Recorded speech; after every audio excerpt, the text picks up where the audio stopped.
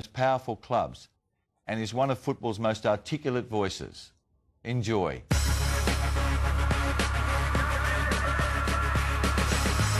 Coming up strongly, Harley.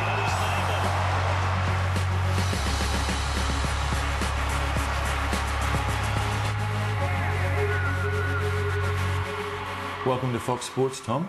Thanks, Mike. Those who should know say the pain of Premiership defeat never goes away. Are they correct? I think so, definitely.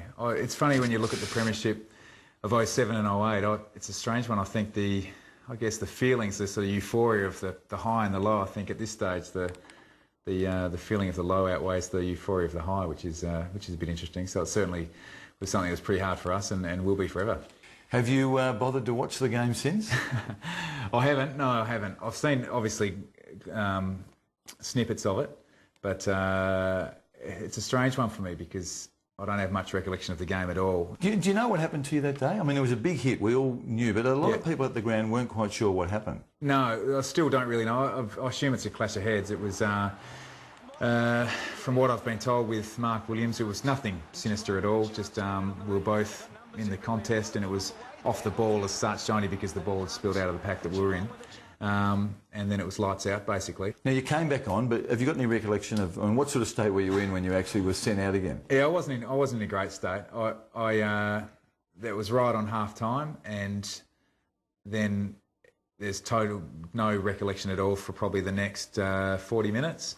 And I do remember vaguely floating around at three-quarter time and then again going on in the last quarter, but not necessarily what actually happened. Did you fumble the opportunity, as most people think, or did just Hawthorn outplay you? Well, that's a tough one. Again, it's a bit hard because I probably should watch the game in that regard.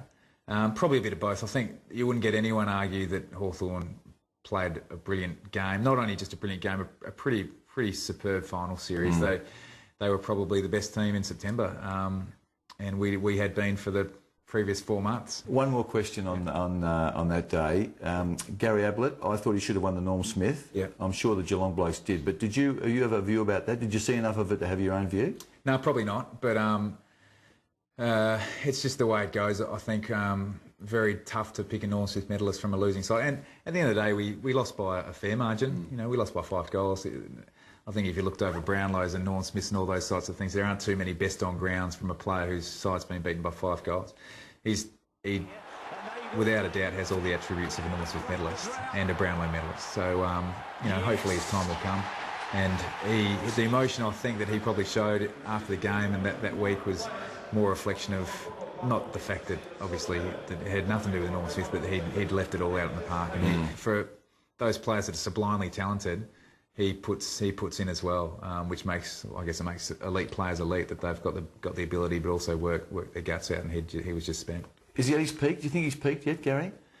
Oh, jeez. Oh, that's a tough one as well. What is he, 24? He's 24 going 25, I think. Yeah. Yeah. If he hasn't peaked, that's probably pretty scary. I think even what he's shown through pre-season this year suggests he's going to have another fantastic year. So I hope he hasn't, to be honest. I bet you do. Yeah. But to ask any more for him is probably being a bit unfair. And I think Bomber summed it up really well a couple of weeks ago. He just said, look, you know, someone asked the same question. They said, let's just enjoy what he's doing at the moment, and whether he gets better, that'll be great too. But let's not sort of put any caps on him, because he's doing some pretty good stuff at the moment. Let me take you back to Port Adelaide. My memory is you had about 5 minutes on the ground in your solitary game. You had one. I thought you were going to say I was solid in that game. One kick, one goal, and the chop. What happened at Port Adelaide? I probably wasn't mentally ready for it. I didn't feel I belonged. Whether I was physically ready is another question. But by the time that second year round, when I played my one game, I did think I was ready to go. Struggled also with the balance between the SANFL and the AFL. I was playing at Norwood, a really strong SANFL club, and really couldn't even get a game there. So I couldn't push my case to play AFL footy when I'm playing SANFL reserves. In fact, that one game I played in the AFL, I went played SANFL League. The next week I played in the AFL, got dropped to the SANFL League, and then the following week was in the SANFL Reserve. So I played in 3 levels over 3 weeks, which is probably not great for your development. You played in one final in 5 years when you're well into your tenure at Geelong, and the club was struggling. Where did you think you and them were going at that time? So I came to Geelong when I was 20 and was able to sort of, I guess, get a spot in the side pretty early on once I made the crossover. And those early years, I think any player would say that if finals came, we played in finals in 2000, which was my first year, and we lost an elimination final. And yeah, you're disappointed, but you're still probably just happy playing. You know, you've got a career, your career's going forward. And then it wasn't until, I guess, 2004, so we had that gap where we didn't play finals, where it was frustrating, but still, you're still fledgling your career. You're still probably thinking about yourself first as opposed to the team. And as you hit your mid-20s, you're 24, 25, 20, you start to think more about club and, your team's set, your individual spot's set in the team. So then, okay, I'm comfortable with where I'm at, but the club's not going any good. So that's when you start to think. And we had some years in 04 and 05 where we played some good finals.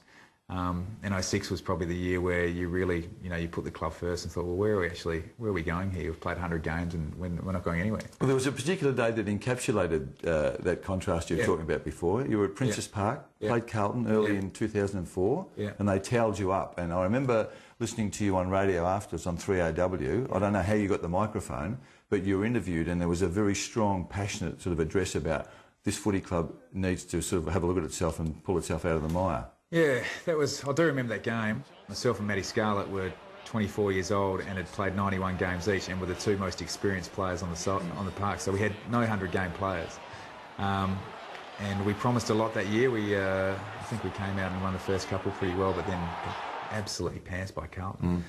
And I think that was probably a time for me when you did start to put the club first, that, okay, I'm actually really passionate about being a Geelong player. And you're here to, I guess everyone's there to play finals at the end of the day. And the club was, through Brian Cook and Frank Costa, definitely moving in the right direction from the dark sort of 99, 2000 era. And it was up to the players just weren't delivering. And that was culminated that day. We were just absolutely terrible.